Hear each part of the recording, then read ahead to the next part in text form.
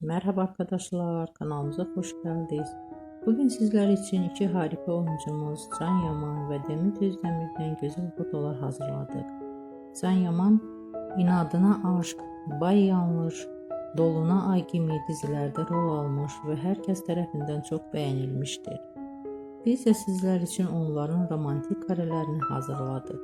Bu videoların devamlı gelmesini istiyorsanızsa kanalımıza abone olup yorum yazmayı unutmayın.